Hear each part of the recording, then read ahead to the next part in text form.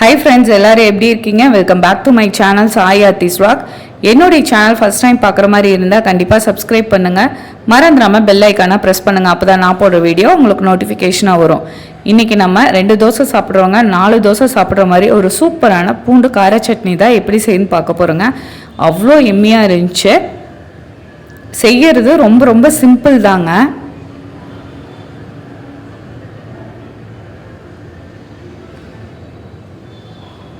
நான் 3 பேத்துக்கு ஆகிற மாதிரி அரைச்சேங்க. ஒரு 15 பூண்டு எடுத்துக்கோங்க.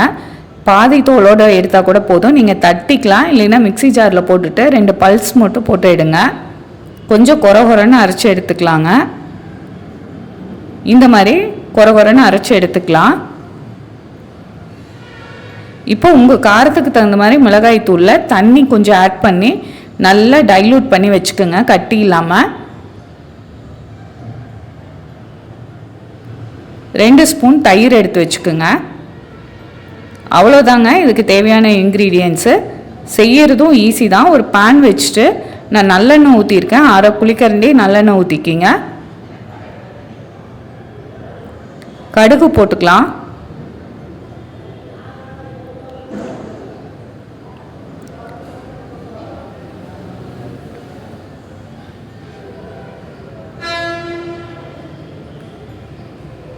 கடுகு பொரிஞ்சதுக்கப்புறம் நீங்கள் கருவேப்பிலை ஆட் பண்ணிக்கிங்க.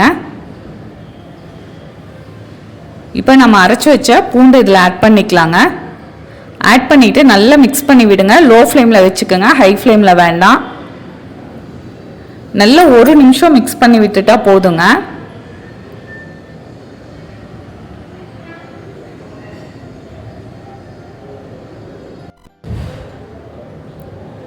இதுக்கு தேவையான அளவு உப்பு ஆட் பண்ணிக்கிங்க. நான் தூள் உப்பு ஆட் பண்ணுறேன்.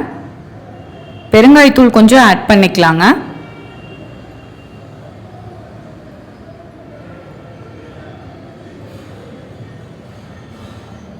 திரும்பவும் லைட்டாக மிக்ஸ் பண்ணி விட்டுட்டு நம்ம மிக்ஸ் பண்ணி வச்சுருக்கிற மிளகாய்த்தூளும் இதில் ஆட் பண்ணிக்கலாங்க.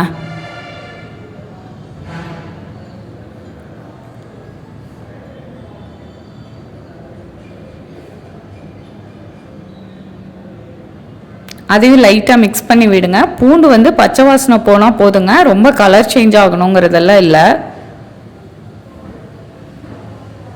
லைட்டாக எண்ணெய் பிரிஞ்சு வந்ததையும் நீங்கள் எடுத்து வச்சிருக்கிற தயிரும் இதில் ஆட் பண்ணிக்கலாங்க.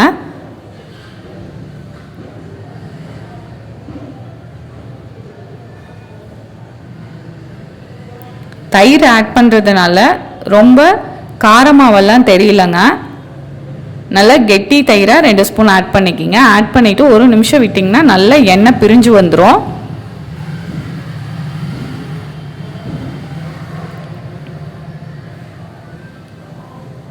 பாருங்கள், இந்த மாதிரி நல்ல எண்ணெய் பிரிஞ்சு வந்ததுக்கப்புறம் நீங்கள் அடுப்பை ஆஃப் பண்ணிக்கலாம். இது இட்லி, தோசை, ரைஸ்க்கு கூட சூப்பராக இருக்குங்க. சப்பாத்திக்கும் சூப்பராக இருக்கும். நீங்கள் பொடி தோசை சுடுற மாதிரி இந்த பூண்டு கார சட்னி வச்சு தோசை மேலே கூட ஸ்ப்ரெட் பண்ணி சாப்பிட்லாம். அவ்வளோ டேஸ்ட்டாக இருந்துச்சு. எண்ணெய் நல்லா பிரிஞ்சு வந்ததையும் நீங்கள் அடுப்பை ஆஃப் பண்ணிடலாம்.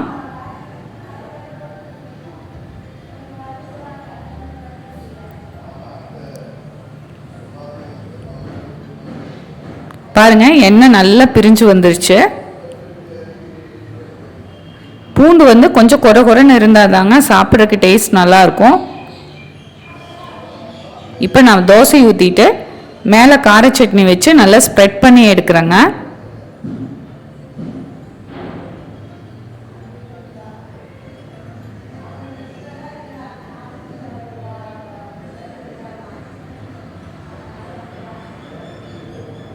உங்களுக்கு எவ்வளோ தேவையோ அந்த அளவுக்கு வச்சு மட்டும் ஸ்ப்ரெட் பண்ணுங்கள். ரொம்ப அதிகமாக வச்சிங்கன்னா காரமாக இருக்கும்.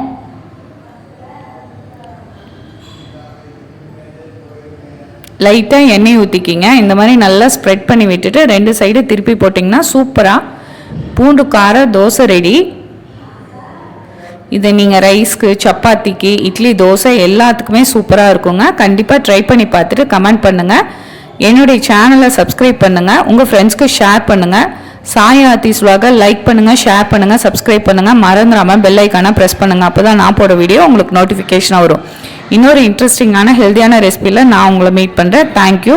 ஹெல்த்தியாக சமைப்போம், ரசிச்சு ருசிச்சு சாப்பிடுவோம்.